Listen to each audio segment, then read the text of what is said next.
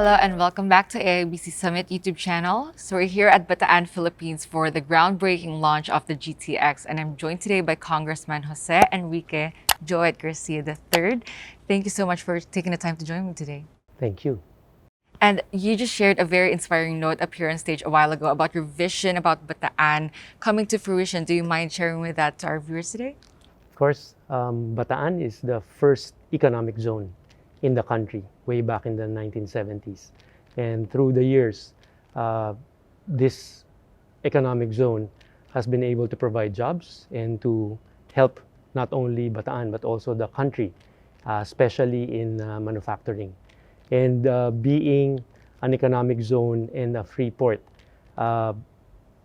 this territory is allows the free flow of goods and services.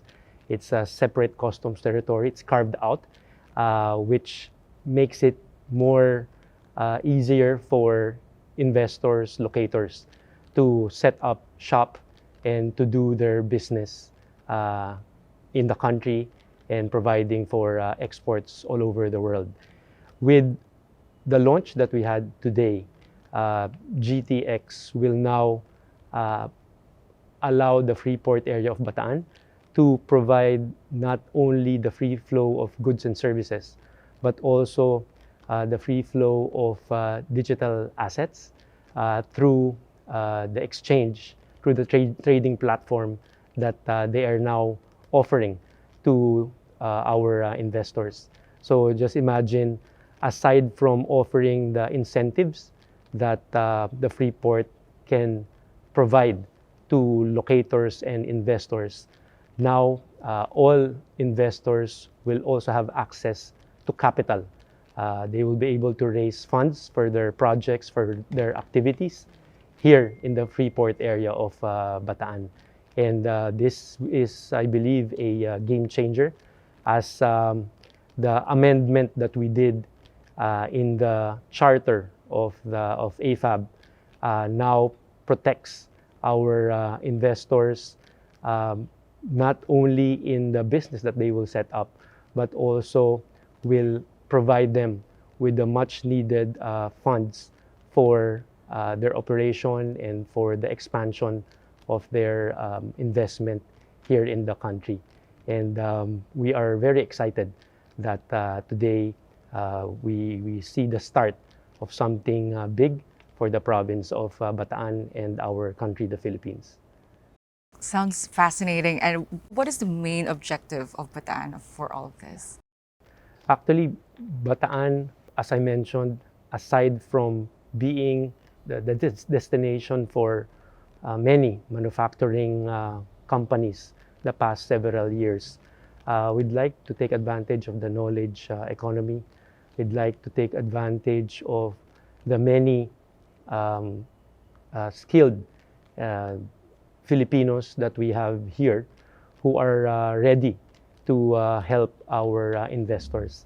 And with what we've set up here through the Freeport area of Bataan and the regulation that we have now put in place, we believe this will be an advantage for locators for investors to move here, including aside from their technology, their people who might want to relocate in the Philippines through the province of Bataan and be able to further their business interests. And how is the support coming from AFAB to achieve the overall goal and vision?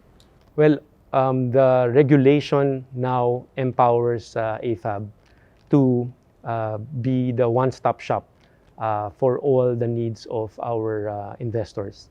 The amendment allows them to further provide all the needs in terms of permits, licenses, and of course the regulation that will now provide these investors with not only, as I mentioned, the incentives, but also access to capital, which is very important. And in terms of impacts, how will this impact exactly the Philippine economy in general? Well, I think this pandemic taught us a very hard lesson, that because of um, health issues brought about by the pandemic, many businesses, many industries have stalled. And we need to make use of technology. And I think the pandemic also showed us that we indeed can utilize technology to go about with our lives, with activities, with businesses that we have to do. And this launching that we have now, I believe, shows that through technology, through the global knowledge economy, and with this technology being available and accessible through AFAB, we should still be able to continue bringing in investors. And in fact, we've strengthened our position to bring in the much needed investors to the country because now, through technology, through GTX, they now have access to capital, which will make their businesses grow faster, and which will allow them to expand here in the country and also in the world. So this launch that we have today has a very big impact, not only for the province of Bataan, but also for the whole country. And in terms of plights, what kind of plights do you think Bataan will have to overcome and will have to take action? Well, I think first and foremost, we have to reach herd immunity. That's first and foremost, so that slowly we can open up the economy. Bataan is in a very good position strategically. We're in a very strategic area in the Philippines with impending construction of the Philippines' longest bridge, which is the Bataan-Cavite Bridge, which is 32 kilometers. This will put Bataan in the middle of Region 4, Region 3, and NCR. And this is where 70% of the country's economy is originating from.